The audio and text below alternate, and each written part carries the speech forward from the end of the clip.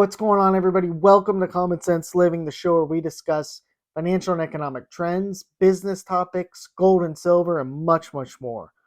So, today I want to discuss 3 reasons why it's more important than ever to stack gold and silver. Now, the first reason that's not really talked about enough is a potential cyber attack or even an electromagnetic pulse, an EMP. And we've seen cyber attacks, small ones, but we've never really seen one on a big scale. And just to think about a scenario for a minute, say, for example, the digital payment system is hacked at a few of the big banks. So only cash or some other form of payment can be accepted. Now, most people, they don't carry cash. So the next logical solution, the next best thing to use, and you could argue that this is better than cash as well, it's going to be precious metals or something else of value. And if the situation, if it keeps go, if it takes a while to get resolved, you're going to go through your cash pretty quickly. Now, right now we're more vulnerable than ever, in my opinion. We know a lot of companies are cutting costs now, and cybersecurity doesn't always get the funding and attention it should. And I'm not saying all companies, but many, because cybersecurity, it's not really the most sexy thing, you know, in the corporate office. Now, the thing is if a company gets hacked and the attackers get customer data, this is something that could really spill over into a lot of different industries, and trust in the system can really go quickly. Now, there are, of course, more critical systems and infrastructure than banking and digital payment systems that, if they were to be hacked, would be devastating. For example, the energy grid or our satellites. Most people are aware of how delicate our energy grid is, but we depend so much on our satellites too, and it could wipe out communication, just in an instant. Now, I've also got to add that, the coming of all these smart devices, and not just phones, but smart fridges, cameras, smart thermostats, those are really easy targets. Now, they're not as serious, obviously, but they're easy targets. They rarely have updates, and passwords tend to be weak with them. Now, the second reason that we should own gold and silver right now, and other precious metals, is economic turmoil.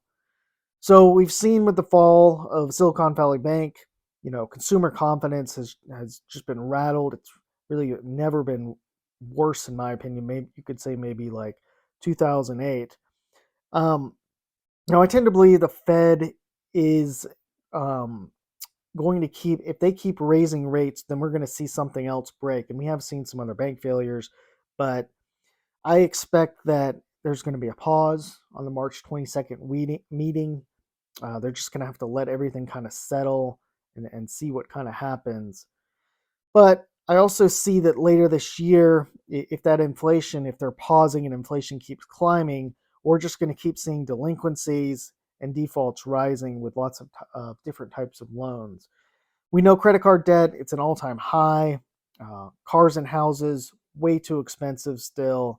Commercial loans look bad with more workers wanting remote work. Business loans, they're going to be tougher and tougher to get. So the Fed, they're going to have a very tough decision on March 22nd. And really, throughout the year, they're going to have a really some tough decisions. Either break the economy or pivot, try and get more liquidity in the market. And I think just the optics of it, the pressure is going to make them cave. Now, one thing I think the Fed needs to be doing, it's not really talked about a lot, is pushing up that reserve requirement. It's currently around zero. It's been there since January 2020, or it's been there since March 2020, when COVID hit, and they really need to get that up. See, banks, they have a moral hazard because they're able to lend out so much of their deposits, and if they get in trouble, they can go to the Fed, they can get a bailout, a bail-in, more liquidity. But we know the Fed, they've been shrinking their balance sheet. It was up to 9 trillion due to all the purchases after COVID. It's still really, really high, but it has gone down a little bit. Now, the third reason that gold and silver, we should be owning gold and silver, is liquidity. And I think this is probably the most important, one of the most important reasons. There's simply no hard asset as liquid as gold and silver. There's always a value, it's going to retain its value, always a buyer, and it's going to retain its value.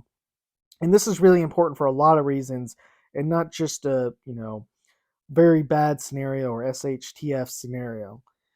But with what could be happening the next few months in the labor market, the Fed wants an employment rate higher, so we can expect layoffs to continue and for things to get much worse.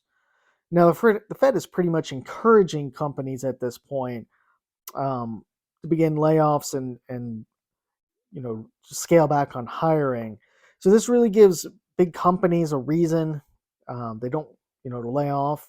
They don't really have to worry about the public perception like they normally do. And another thing to think about, as one company cuts, another competitor is going to follow, try and keep up with that. As those layoffs happen. But what are your thoughts on this? Curious to know. Thanks for watching. I appreciate it. Comment, like, subscribe. Thanks.